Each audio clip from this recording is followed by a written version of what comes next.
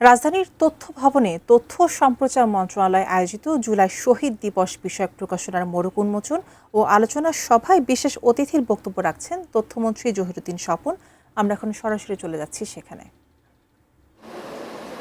আমাদের নেতা দেশনায়ক তারেক রহমান মাননীয় প্রধানমন্ত্রী এই আন্দোলনের নেপথ্যের কারিগর, প্রধান সেনাপতি নেপথ্যে, যিনি সুদূর লন্ডনে বসে দীর্ঘ সময় ধরে এই আন্দোলনের নেতৃত্ব দিয়েছেন এবং মাঠের সেনাপতি আমাদের মির্জা ফখরুল ইসলাম আলমগীর সহ সবাই মিলেই আন্দোলনকে একটা পর্যায়ে নিয়ে আসছে এবং শেষ পর্যায়ে রাজনৈতিক নেতৃবৃন্দের কৌশলের কারণে আমরা সর্বশেষ বিস্ফোরণকে সার্বজনীন চেহারা দেওয়ার জন্যই বৈষম্যবিরোধী ছাত্র আন্দোলনকে সামনে রেখে ফ্যাসিবাদকে শেষ পর্যন্ত উৎখাত করেছি এবং গণতান্ত্রিক সংগ্রাম তার সীমাবদ্ধতার যেই পর্যায়ে গিয়ে সংগ্রাম রক্তাক্ত হয় সেই পর্যায় পর্যন্ত আমরা অতিক্রম করেছি। অবশেষে প্রমাণ হয়েছে পাকিস্তানি ফ্যাসিবাদকে হটিয়ে যেমনি করে স্বাধীনতা যুদ্ধ অনিবার্য হয়েছিল এবং যেমনি করে সেদিন রাজনৈতিক নেতৃত্বের ব্যর্থতার কারণে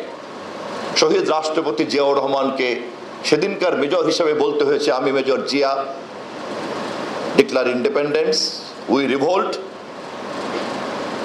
তেমনি ভাবেই সেই চেতনার আলোকে আবার জুলাইতে যখন প্রমাণ হয়ে গেল স্বাধীন এই ভূখণ্ডে গণতান্ত্রিক চেতনা প্রতিষ্ঠিত হয়নি, ফ্যাসিবাদ এখনো এই মাটিতে জায়গা করতে পারে এবং ক্ষমতাকে আঁকড়ে ধরতে পারে, তখন এই প্রজন্মের মধ্যেই আবার সেই ৭১-এর মুক্তিযুদ্ধ, স্বাধীনতা যুদ্ধের চেতনা টগবগ করে উঠেছিল। এটাই হচ্ছে জুলাইয়ের চেতনা। এর বাইরে জুলাইয়ের চেতনার কোনো ব্যাখ্যা বাংলাদেশ গ্রহণ করবে না, ইতিহাস গ্রহণ করবে না। সকল শহীদের মাটির নিচে থেকে পরবর্তী প্রজন্ম এবং বর্তমান প্রজন্মকে একথা স্মরণ করিয়ে দিচ্ছেন।